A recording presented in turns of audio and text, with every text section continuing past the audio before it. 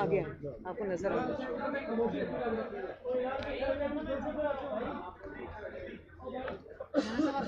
بسم اللہ الرحمن الرحیم نحمده ونصلي على رسوله الکریم. پاکستان ڈیموکریٹک موومنٹ کا سربراہی اجلاس آج یہاں منعقد ہوا. زوم پر جناب میاں محمد نواز شریف صاحب اور پاکستان مسلم لیگ کے صدر جناب میاں شہباز شریف صاحب اور جناب محمود خان اچکزئی شریک ہوئے. ایک طویل عرصے کے بعد پی ڈی ایم کا اجلاس ہوا ہے سربراہی، اور ملک کی جو صورتحال ہے اس پر بڑی سنجیدگی کے ساتھ غور کیا گیا. لیکن آپ کو یہ بتا دوں کہ پی ڈی ایم کا اجلاس ابھی جاری ہے اور چند روز مزید جاری رہے گا انشاءاللہ. اس میں حکمران اتحاد میں شامل دوسری تمام جماعتیں بھی شریک ہوں گی اور سیاسی صورتحال پر ان کی رائے لے کر ایک مشترکہ حکمت عملی اور مشترکہ رائے قائم کی جائے گی. آج کے اجلاس میں اس بات کو واضح کر دیا گیا ہے کہ الیکشن اپنے وقت پر ہوں گے، حکومت اپنا وقت پورا کرے گی انشاءاللہ العزیز. اور عمران خان کے گزشتہ 3.5 سالوں کا گند ایک سال میں صاف کرنا مشکل ہے. الیکشن ہوں گے وقت پر. آئندہ 5 سالوں میں ہم انشاءاللہ ان کے تمام گند کے کچرے کو صاف کر دیں گے. ہم ان کے جھوٹے بیانیے کو شکست دیں گے. صبح کچھ بولتا ہے تو شام کو کچھ بولتا ہے، قوم کو گمراہ کر رہا ہے، نوجوانوں کو گمراہ کر رہا ہے اور سمجھتا ہے کہ جھوٹ کی اساس پر پاکستان کی سیاست اوپر جائے گی. سوال ہی پیدا نہیں ہوتا. انشاءاللہ ہم اس ملک کو بچائیں گے، اس کے مستقبل کو بچائیں گے. اس کے اقتصاد کو بہتر بنانا ایک بہت بڑا چیلنج ہمارے لیے بنا ہوا ہے، اور انشاءاللہ ہم قوم کو اطمینان دلائیں گے کہ ملک کی معیشت اس حد تک خراب ہونے کے بعد کس طرح بحال کی جاتی ہے.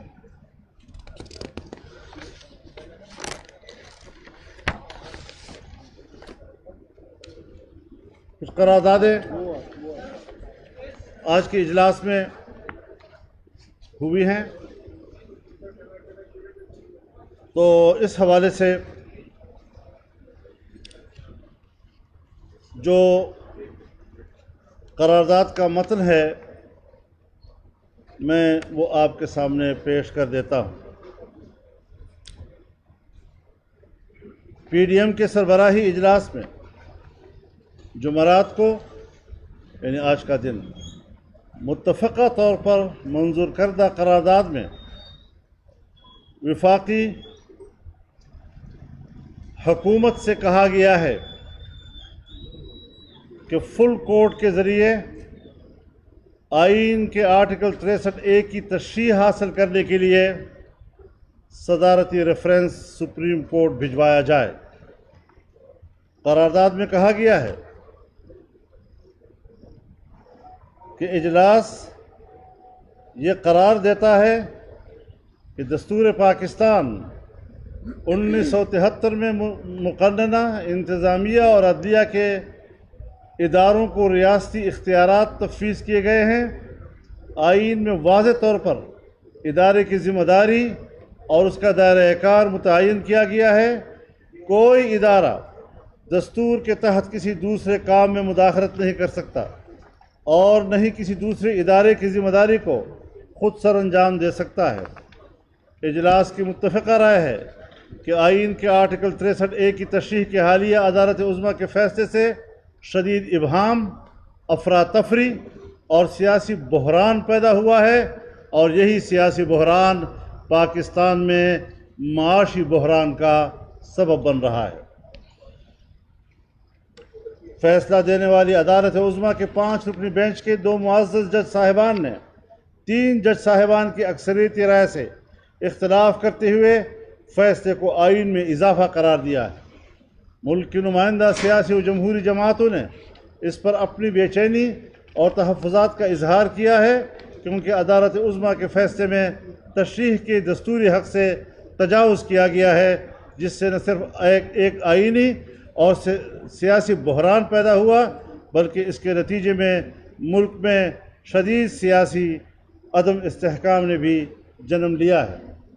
سپریم کورٹ بار ایسوسی ایشن سمیت پاکستان بھر کی نمائندہ وکلاء تنظیموں، نامور قانون دانوں، میڈیا اور سول سوسائٹی نے بھی عدالت عظمیٰ کے فیصلے سے اتفاق نہیں کیا ہے اور اسے دستور کی کھینچی ہوئی لکیر سے انحراف اور تجاوز سے تعبیر کیا ہے۔ قومی اسمبلی اور پھر پنجاب اسمبلی میں وزیر اعلیٰ کے حالیہ انتخاب کے دوران آرٹیکل 63A کی تشریح کے تناظر میں جو الگ الگ معیارات اور تشریحات سامنے آئی ہیں، اس نے سیاسی جماعتوں، وکلاء برادری، میڈیا اور سول سوسائٹی کے خدشات کو درست ثابت کیا ہے۔ لہذا ملک کو اس آئینی اور قانونی اور سیاسی بحران سے نکالنے کے لیے مطالبہ کیا جاتا ہے کہ صدارتی ریفرنس سپریم کورٹ کو بھجوایا جائے تاکہ فل کورٹ تشکیل دے کر اس معاملے پر تشریح حاصل کی جا سکے۔ دوسری قرارداد، پاکستان ڈیموکریٹک موومنٹ کا اہم سربراہی اجلاس جو آج منعقد ہوا، جس میں متفقہ طور پر منظور کردہ قرارداد میں الیکشن کمیشن آف پاکستان سے مطالبہ کیا گیا ہے کہ 8 سال سے زیر التوا فارن فنڈنگ کیس کا فی الفور فیصلہ سنایا جائے۔ قرارداد میں کہا گیا ہے کہ پاکستان ڈیموکریٹک موومنٹ کا یہ سربراہی اجلاس مطالبہ کرتا ہے کہ الیکشن کمیشن آف پاکستان آئین، قانون اور انصاف کے تقاضوں کے مطابق اپنی ذمہ داری پوری کرتے ہوئے فارن فنڈنگ کیس کا فیصلہ مزید کسی تاخیر کے بغیر صادر کرے۔ اس تاخیر میں تشویش کا پہلو یہ ہے کہ اسٹیٹ بینک آف پاکستان کے فراہم کردہ ناقابل تردید شواہد، سیکورٹی کمیٹی کی رپورٹ، غیر جانبدار آڈیٹرز کی فورنزک تجزیے سے تمام جرائم ثابت ہو گئے ہیں۔ ثابت ہو چکا ہے کہ پی ٹی آئی نے ہر سال الیکشن کمیشن سے اپنے درجنوں اکاؤنٹ چھپائے، جھوٹے اور جعلی بیان حلفی، سرٹیفکیٹ اور ڈکلیریشن جمع کرائے۔ 88 غیر ملکی شہریوں نے ممنوعہ غیر ملکی فنڈنگ کی، جس میں اسرائیل اور بھارت کے شہری بھی شامل ہیں۔ 350 غیر ملکی کمپنیوں نے ممنوعہ فنڈنگ کی۔ منی لانڈرنگ ہوئی۔ پارٹی کے مرکزی دفتر کے ملازمین کے نجی اکاؤنٹس کے ذریعے ملک کے اندر اور باہر سے بھاری رقوم جمع کی گئیں۔ اجلاس قرار دیتا ہے کہ یہ شواہد متقاضی ہیں کہ قانون اپنا راستہ لے، لیکن الیکشن کمیشن پراسرار خاموشی چادر اوڑھے ہوئے ہے، حالانکہ ثابت شدہ غیر ملکی فنڈنگ جوہری پاکستان کی قومی سلامتی کے حوالے سے بھی ایک نہایت سنگین پہلو ہے، جس پر آنکھیں بند کرنا قومی سلامتی کے مفادات سے کھیلنے کے مترادف ہے۔ اجلاس محسوس کرتا ہے کہ اس اہم مقدمے کے فیصلے کے سامنے آنے میں 8 سال کی طویل تاخیر نے ملک میں لاقانونیت کو فروغ دیا ہے اور اداروں کی کمزوری کا تاثر مضبوط ہو رہا ہے۔ یہ صورتحال کسی جمہوری معاشرے کے لیے مفید نہیں۔ اس لیے ضروری ہے کہ سیاسی جماعتوں کی تنظیم اور مالیاتی امور سے متعلق اس اہم مقدمے میں فیصلہ صادر کر کے آئین اور قانون کی حکمرانی کو یقینی بنایا جائے۔ اجلاس اس امر پر تشویش کا اظہار کرتا ہے کہ فوراً اور ممنوعی غیر قانونی فنڈنگ کی مرتکب جماعت اور اس کے سربراہ نے ملک کے آئین اور قانون کو مذاق بنا رکھا ہے، اور اس سے یہ تاثر مضبوط ہو رہا ہے کہ ریاستی اداروں کی ڈھیل کے نتیجے میں اس شخص نے خود کو قانون سے بالاتر سمجھ لیا ہے۔ اس کیس میں فوری فیصلہ آنا اس لیے بھی ضروری ہے تاکہ یہ ثابت ہو سکے کہ پاکستان میں آئین اور قانون کی حکمرانی اور طاقتور مجرم قانون کے تابع ہے۔ یہ دو قراردادیں ہیں، اور اس کے ساتھ ساتھ اس وقت پاکستان بھر میں، بلوچستان میں، خیبر پختونخوا میں، کراچی میں اور دوسرے پنجاب کے علاقوں میں جو سیلابی ریلیں آئے ہیں، اور جس سے درجنوں ہمارے پاکستانی بھائی شہید بھی ہوئے ہیں، زخمی بھی ہیں، ہزاروں کی تعداد میں لوگ بے گھر ہیں، ہزاروں کی تعداد میں مویشی جو ہے وہ ہلاک ہو چکی ہے، لوگ بے روزگار ہو گئے ہیں۔ تو آج کے اجلاس نے ان کے ساتھ یکجہتی کا اظہار کیا، ہمدردی کا اظہار کیا، اور حکومت کو مشورہ دیا ہے کہ وہ ان کے تمام قرضے معاف کریں، ان کو آفت زدہ علاقہ قرار دے، اور اس حوالے سے انہیں تمام مراحت ان کو دیے جائیں۔ زیر قرض اسی میں آتے ہیں۔ بہت شکریہ آپ حضرات کا جناب والا، جناب والا۔ باری باری ایسے نہیں خالد صاحب آپ بات کریں، ایسے نہیں خالد صاحب بات کریں۔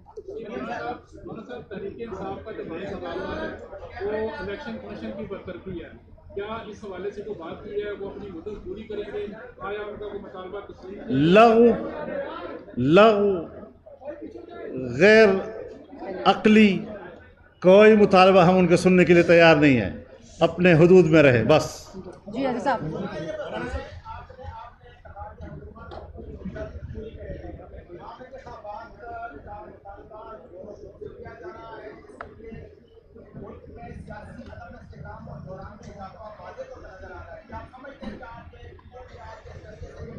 دیکھیے میں گزارش کروں آپ سے، ہم ان کے پاور کو سمجھتے ہیں۔ سوشل میڈیا فیک اکاؤنٹس پر ان کا پورے پروپیگنڈے کا دار و مدار ہے۔ ایک جھوٹی خبر کے پیچھے 1000 لائکس فیکس ڈال دیتے ہیں، اور وہ سمجھتے ہیں کہ شاید یہ عوام کی آواز ہے۔ ہم عوام کی آواز کو جانتے ہیں، ہم عوام کی آواز میں رہتے ہیں، اور ہم ان کے یہ جو چھوٹی موٹی تتلیاں آگے پیچھے ہوتی ہیں، ان کے کوئی حیثیت نہیں ہے۔ مضبوطی سے اور سنجیدگی کے ساتھ، بڑے خود اعتمادی کے ساتھ ہم فیصلے کریں گے، اور ہم آگے بڑھیں گے انشاءاللہ۔ عثمان ایک منٹ میں دے رہی ہوں جی۔ عثمان مولانا صاحب، آپ الیکشن کمیشن سے مطالبہ کر رہے ہیں عمران خان کے خلاف ایکشن لے، ان کے ایسے بہت سارے ایسے جرائم ہیں جس کے اوپر حکومت کی بھی ذمہ داری ہے کہ وہ بھی ایکشن لے، حکومت ایکشن کیوں نہیں لے رہی ہے؟ جس طرح سے اس سلسلے میں حکومت کے اندر حکومتی سطح پر کچھ فیصلے ہوئے ہیں، اور وہ 1-2 دن کے میں سامنے آ رہے ہیں۔ وہ سارے بڑے بڑے جرائم، یہ جرم کا مگرمچھ ہے۔ اس سے بڑا مجرم پاکستان کی تاریخ میں شاید آپ کو ملے گا ہی نہیں، جو قانون سے اپنے آپ کو بالاتر سمجھتا ہے، اب اس کے گریبان میں ہاتھ پڑے گا، اور ایسا آسان نہیں ہے کہ وہ ان چیزوں کو ہضم کرے گا۔ کبھی کہتا ہے جی امریکہ نے مجھے ہٹایا ہے، امریکہ تو تمہیں لایا تھا۔ حافظ صاحب۔ اور آپ کے گھر کا مکان کا E7 میں کرایہ 8-9 سال تک دیتا رہا ہے، اور جس نے یہ بات کہی ہے وہ کہتے ہیں میں عدالت میں جانے کے تیار ہوں ان کے ساتھ۔ جی حافظ صاحب۔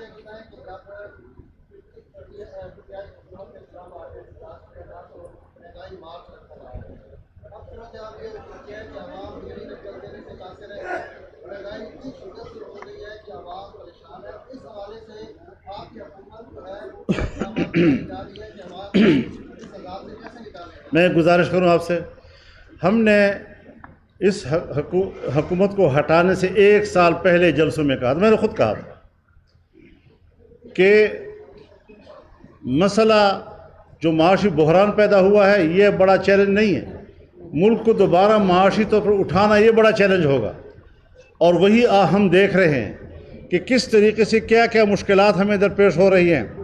اور ہم آج میں کم از کم آپ سمجھیں کہ شاید وہ اپنے اندر کی کمزوری بتا رہا ہے، لیکن اب بھی بیوروکریسی کے اندر وہ عناصر موجود ہیں جو حکومتی فیصلوں کو ناکام بنانے کی کوششیں کر رہے ہیں، اور پرانے نظام کے تسلسل ہیں۔ ان سب کے لیے ہم نے کہا ہے کہ اس کا فوراً علاج ہونا چاہیے۔ مولانا یہ بتائیں کہ ایک تو آپ نے کہا کہ پی ڈی ایم کا اجلاس جاری رہے گا اور اس میں دیگر جماعتیں بھی شریک ہوں گی، کیا آپ پیپلز پارٹی کو واپس پی ڈی ایم میں شامل کر رہے ہیں، اور دیگر جو اتحادی جماعتیں ہیں حکومت کی ان کو بھی شامل کر رہے ہیں؟ ایک تو یہ میرا سوال ہے، اور دوسرا یہ بتا دیں کیا آپ بھی کوئی سسٹم میں مداخلت ہو رہی ہے، کیونکہ اب تک تو یہی موقف رہا ہے کہ سب نیوٹرل ہیں، کیا مداخلت آپ نے جو بات کہی ہے میں اس کا ذرا ایک اور پہلو سے جواب دینا چاہتا ہوں۔ جی ایک تو سردست یہی فیصلہ ہوا ہے کہ اگلا اجلاس جو ہمارا ہوگا اس میں تمام हुकूमती इत्तेहाद के अरकान सारे शामिल होंगे, नंबर 1। नंबर 2 ये कि मुल्क की मईशत से बराह रास्त जिन महकमों का ताल्लुक़ है उनको फ़ौरन हिदायत दी जा रही हैं कि वो मंगल को और बुध को हमें ब्रीफिंग दें और अपनी कारकर्दगी हमें बताएं ताकि हम उन पर उनकी मज़ीद आगे रहनुमाई कर सकें। मौलाना साहब, इमरान खान ने जो पीडीएम से मुतालिक एक बयानिया बना दिया है, आप ऐसा क्या है किस तरीके से काउंटर करेंगे उस बयानिया को? मतलब उनके पास क्या बयानिया है? झूठ बोलना, बस ये बयानिया है। गलत बात कहते हैं, ये बयानिया है। यार खुदा का खौफ करो यार, आप लोग बड़े संजीदा लोग हैं, इल्ज़ाम लगा देना तो बस ये बयानिया है। लिहाजा इन झूठे बयानिए और रोज़मर्रा के इल्ज़ाम तराशियों की सियासत, इसके बुनियाद में कोई नज़रिया नहीं हुआ करता। और ये बैसाखी पता नहीं कहाँ से कोई बैसाखी मिलती है उनको।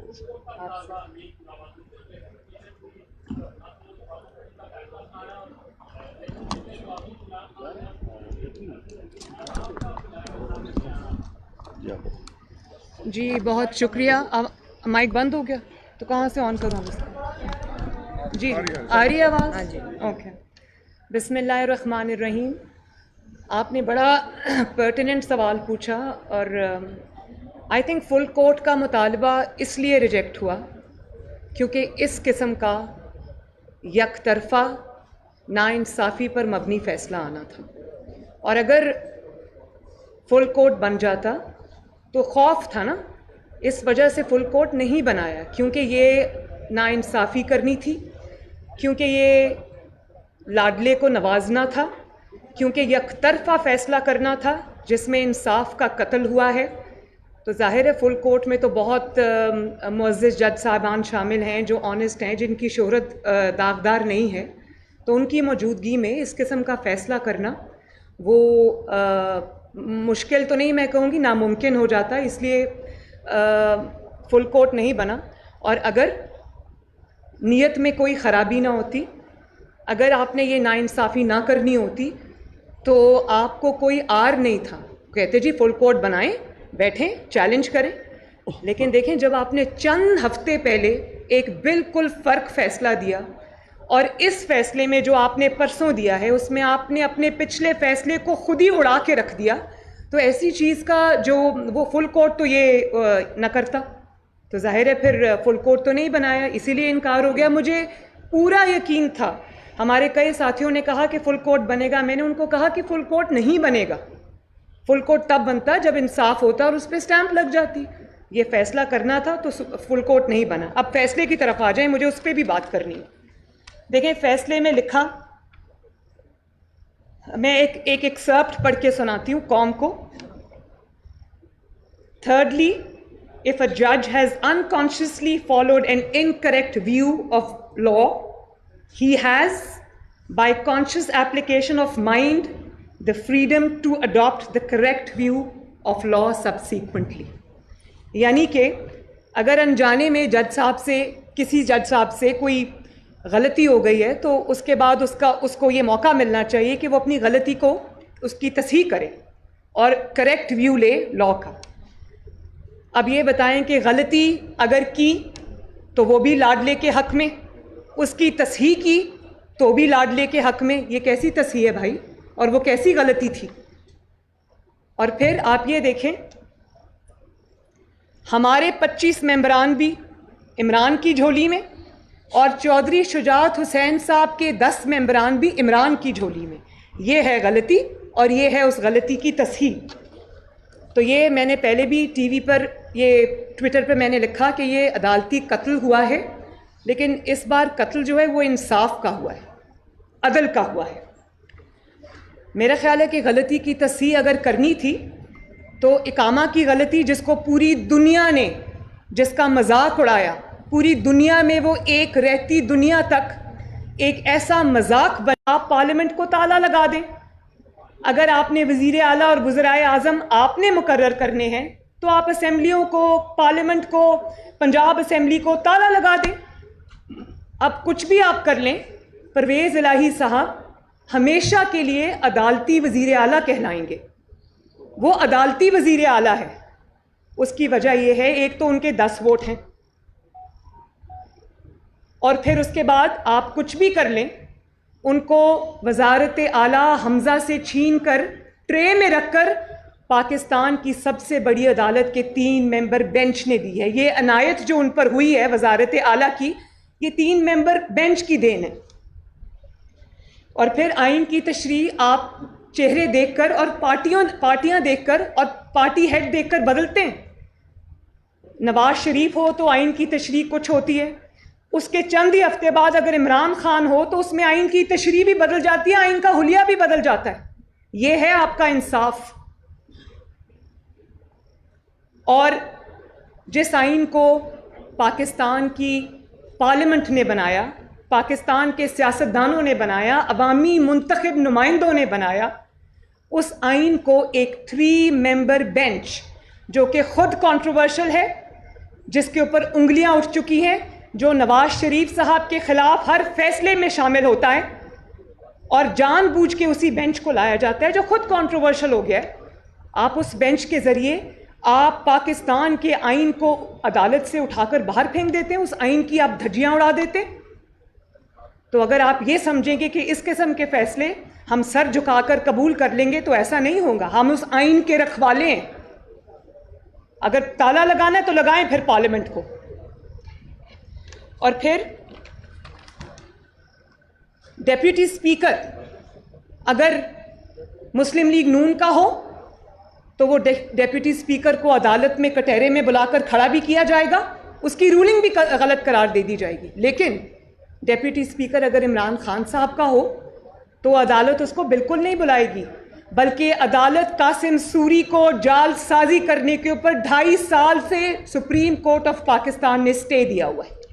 یہ ہے تفریق، یہ ہے ڈسکرمنیشن، یہ ہے عدالتی جس کو کہتے ہیں نا انصافی.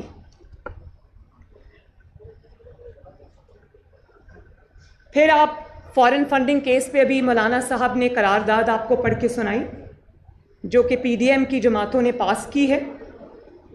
پاکستان میں ایک ہی چیز محفوظ ہے اور الحمدللہ ہر چیز سے محفوظ ہے. ایک ہی چیز محفوظ ہے پاکستان میں، وہ فارن فنڈنگ کا فیصلہ ہے. 8 سال کی تاخیر. سوچیں ہمارے لیے، مطلب میں اور نواز شریف صاحب جس کے نتیجے میں اقامہ نکلنا تھا، باپ اور بیٹی 10 مہینے روز، some times 5 days a week، some times 6 days a week جج بشیر کی نیب عدالت میں اسلام آباد جاتے رہے. میں اور نواز شریف صاحب صبح 4:30 بجے لاہور سے نکلتے تھے اور 8:30 بجے عدالت پہنچتے تھے، روز بلا ناغہ 8-10 مہینے، جبکہ میری ماں بیمار تھی اور ڈیتھ بیڈ پہ پڑی تھی. اور یہ 8 سال سے اس میں تاخیر ہو رہی ہے. جھوٹ پر جھوٹ بولا جاتا رہا. $7.5 ملین کی ممنوعہ فنڈنگ لی، 350 انٹرنیشنل کمپنیز سے ممنوعہ فنڈنگ لی، جس میں بھارتی اور اسرائیلی شہری شامل ہیں. اب یہ بھی پاکستان کی تاریخ کا پہلا واقعہ ہے. آپ صرف، میں یہاں کیونکہ مولانا صاحب کھڑے ہیں، میں اپنی بات چلے چھوڑ دیں. اگر میں مولانا صاحب کی بات کروں، خدا نہ خواستہ مولانا صاحب نے یہ فنڈنگ اسرائیل سے اور بھارت سے لی ہوتی اور پاکستان کی اور دنیا بھر کی 350 کمپنیز سے ممنوعہ جعلی طریقے سے، پتہ نہیں وہ کیسا پیسہ تھا جو آیا تھا، ڈالرز میں آیا تھا، وہ لی ہوتی تو کیا ہمارے ساتھ یہی برتاؤ ہوتا جو اب ہو رہا ہے؟ اس کی جگہ نواز شریف صاحب ہوتے، میں ہوتی، تو کیا ہوتا؟ وہ ایسا سلوک ہوتا کہ سوچ کے انسان کے رونگٹے کھڑے ہو جائیں. ابھی اقامہ تھا تو آج تک سزا پہ سزا، آج تک اقامے پر الیکٹڈ پرائم منسٹر کو نکال دیا اور پھر وہاں پر دل کو تسلی نہیں ہوئی، ان کی پریزیڈنٹ شپ پارٹی کی بھی چھین لی، کیونکہ اس وقت پارٹی صدارت ہی سب کچھ ہوا کرتی تھی. اب تو سنا ہے کہ پارلیمانی پارٹی معتبر ہو گئی ہے. پھر ہر سال ای سی پی سے جھوٹ بولتا رہا، جھوٹے سرٹیفکیٹس جمع کراتا رہا، جھوٹی ڈیکلریشنز جمع کراتا رہا، اپنے غیر ملکی اکاؤنٹس چھپائے، ملازموں کے نام پر پیسے منگواتا رہا، ان کے اکاؤنٹس میں پیسے منگواتا رہا خفیہ طریقے سے. اور پھر جب ای سی پی نے سوال کیا تو کہا اپنے چند لوگوں کے نام لے کر پارٹی کے ان کے سینئر ممبران ہیں ان پہ ڈال دیا سارا کچھ، حالانکہ غضب خدا کا کہ سارے جو کام ہوئے ہیں فارن فنڈنگ میں عمران خان کے سگنیچرز کے ساتھ ہوئے ہیں، اس کے دستخط ہیں موجود. کس طرح وہ اس سے آنکھ چرا سکتا ہے یا کس طرح مظلوم بن سکتا ہے؟ میں فارن فنڈنگ کیس کا فیصلہ قوم کے سامنے جلد از جلد لانے کا مطالبہ کرتی ہوں. میں الیکشن کمیشن آف پاکستان سے یہ مطالبہ کرتی ہوں کہ جو خفیہ اکاؤنٹس اس نے آج تک خفیہ رکھے ہوئے وہ قوم کے سامنے لائے جائیں. ایک ایک غبن، ایک ایک غداری جو اس نے پاکستان کی قوم میں کے ساتھ فارن فنڈنگ کی صورت میں کی ہوئی ہے، وہ ایک ایک جو اس کا سارے حقائق ہیں وہ قوم کے سامنے لائے جائیں اور بلا تاخیر لائے جائیں. اور آپ یہ دیکھیں کہ عمران خان کی حیثیت پاکستان کی سیاست میں ایک بلی سے زیادہ کی نہیں ہے. وہ ای سی پی چیئرمین جس کو اس نے خود اپوائنٹ کیا، یہ جو کیا نام ہے ای سی پی چیئرمین کا، سکندر سلطان راجہ صاحب، وہ عمران خان کے اپنے اپوائنٹڈ ہیں اور پہلے ان کی دن رات تعریفیں ہوا کرتی تھیں. تو یہ جو بلی ہے عمران خان، اس کی حیثیت ایک بلی سے زیادہ نہیں ہے. ہر اس میں وہ ٹریٹ موجود ہے جو ایک بلی کا ہوتا ہے. اور آپ یہ دیکھیں کہ جب اس کو کسی چیز کا خوف ہوتا ہے کیونکہ اس نے وہ گناہ کیا ہوتا ہے تو یہ اس ادارے کے سربراہ کو اٹیک کرتا ہے. پہلے سے یہ اس کو پتا تھا کہ فارن فنڈنگ کی اب فائنڈنگز کمپلیٹ ہو چکی ہیں، فیصلہ محفوظ ہو چکا ہے. تو آپ دیکھیں کس طرح اس نے یہ اٹیک جو ہے وہ ای سی پی کے چیئرمین کے اوپر لانچ کیا. اس کی وجہ یہ ہے کہ چوری کی ہوئی ہے، چوری سے ہاتھ رنگے ہوئے ہیں، غلط کام کیے ہوئے ہیں. وہ جو ممنوعہ فنڈنگ آئی ہے وہ کہاں خرچ ہوئی ہے اس کا حساب تو بعد میں ہوگا. وہ اس پاکستان میں ڈی اسٹیبلائزیشن لانے کے لیے خرچ ہوئی ہے، اس پاکستان میں الیکٹڈ گورنمنٹس کو اٹھا کے باہر پھینکنے کے لیے خرچ ہوئی ہے، اس پاکستان میں سازشوں کو پنپنے کے لیے وہ فنڈنگ خرچ ہوئی ہے. وہ پاکستان کے خلاف فنڈنگ تھی، پاکستان کے خلاف استعمال ہوئی ہے، اس میں ہم بعد میں جائیں گے. لیکن یہ کوئی طریقہ نہیں ہے، یہ ہمیں منظور نہیں ہے کہ یہ بلی بن جائے اور آ کر گالیاں نکالے اور اپنے حق میں فیصلے لے. یہ نہیں ہوگا. یہ 3 ممبر بینچ تو کر سکتا ہے، یہ ہم نہیں کر سکتے. اور آخری بات، اگر فارن فنڈنگ کیس کا فیصلہ نہیں آتا تو پھر تمام جماعتوں کی مشاورت کے ساتھ ہم ای سی پی کے سامنے دھرنا دیں گے. جی ایک منٹ جی ایک منٹ بھائی ان کو کہ اس کے بعد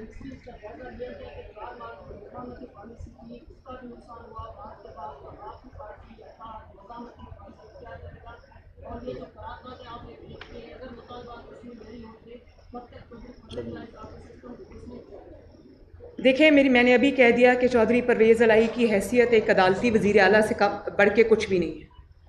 اور 10 ممبرز کا کوئی خاص نہیں ہوتا. 10 ممبرز ادھر جاتے ہیں تو ادھر بھی آ سکتے ہیں. اگر ایسی ہی پالیٹکس کرنی ہے تو وہ ہمیں انشاءاللہ تعالیٰ زیادہ بہتر آتی ہے. لیکن جو آپ نے مفاہمتی اور مزاحمتی کی بات کی وہ ذرا سن لیں کہ اگر آپ کے ساتھ ظلم ہوگا، اگر آپ کے ساتھ زیادتی ہوگی، اگر آپ کو لیول پلینگ فیلڈ نہیں ملے گی، اگر قومی ادارے عمران خان کے لیے اداروں کے وقار کو سٹیک پہ لگائیں گے بلکہ قربان کریں گے تو ہمارا فرض ہے اس کے لیے مزاحمت کریں.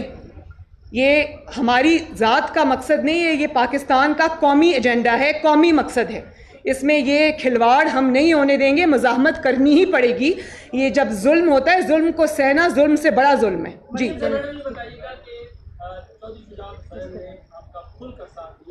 لیکن آج ان کی پارٹی نے ان کے عہدے سے خود ہٹایا ہے. نہیں اس کی وہ آ گئی تردید. پھر آپ اپنی جماعت کو کی دعوت دیں گے اور اس کے ساتھ ساتھ یہ بتائیے گا کہ پنجاب کی ایک سیکنڈ، لیکن مریم اورنگزیب صاحبہ کہہ رہی ہیں کہ اس کی تردید آ گئی ہے جماعت کی طرف سے. پنجاب کی صورتحال پر کیا حکمت عملی اختیار پی ڈی ایم کر رہی ہے؟ کیا تحریک عدم اعتماد لانے کی کوشش کی جا رہی ہے؟ اس حکومت سے وہ جب ہم وہاں تک آئیں گے تو آپ کو اطلاع کریں گے. آخری سوال جی مولانا صاحب کہہ رہے ہیں کہ اٹک پار سے مداخلت ہو رہی ہے اور آج جو جوڈیشل کمیشن کا اجلاس ہوا ہے اس میں جو 5 ججز ہیں ان کو آج اس میں مسترد کر دیا گیا ہے پی ایف سے. اور یہ الزام لگایا جا رہا ہے کہ جسٹس قاضی فائز حسن نے حکومت کے ساتھ مل کر یہ سارا کیا ہے. یہ بتائیے گا یہ جو سارا فیصلہ ہے اس کے پیچھے کوئی مداخلت تو نہیں ہے، کوئی بیک ڈور؟ دیکھیں، آپ نے بات کی کہ وہ 5-4 سے جو فیصلہ آیا ہے، مجھے خوشی ہے اس بات کی کہ وہ جو ایک एंटी PMLN ग्रुप बनाना चाहते थे सुप्रीम कोर्ट के अंदर, उसको आज शिकस्त हुई है। वो किसी अगर पार्टी को प्रमोट करना चाहते थे, किसी के ख़िलाफ़ एक ग्रुप बनाना चाहते थे, मुझे खुशी है कि वो रिजेक्ट हुआ है आज। जी बस आखिरी सवाल प्लीज़। जी खालिद साहब। जी पंजाब की जो ब्यूरोक्रेसी है इस वक्त बहुत मुसलसल का शिकार है, उनके अपॉइंटमेंट के मसले बने हुए, उनके ट्रांसफर के मसले बने हुए, तो इंतजाम की जो पॉलिसी है वो नज़र आ रही है। शायद जो माजी में हुआ था उनका तमाम अफसान पंजाबी मुकामी कार्रवाई का निशाना बनाया है, क्या चीज़? देखें, ये इतना आसान काम नहीं है कि उठा के निशाना बना देना। हम लोग हैं अभी, और ये जो हुकूमत अदालत की वजह से वज़ीर आला जो अदालत के ये बने हैं, तो ये इंशाअल्लाह ताला अवाम की क़ुव्वत से ये इनका ठहरना मुश्किल हो जाएगा। बहुत बहुत शुक्रिया।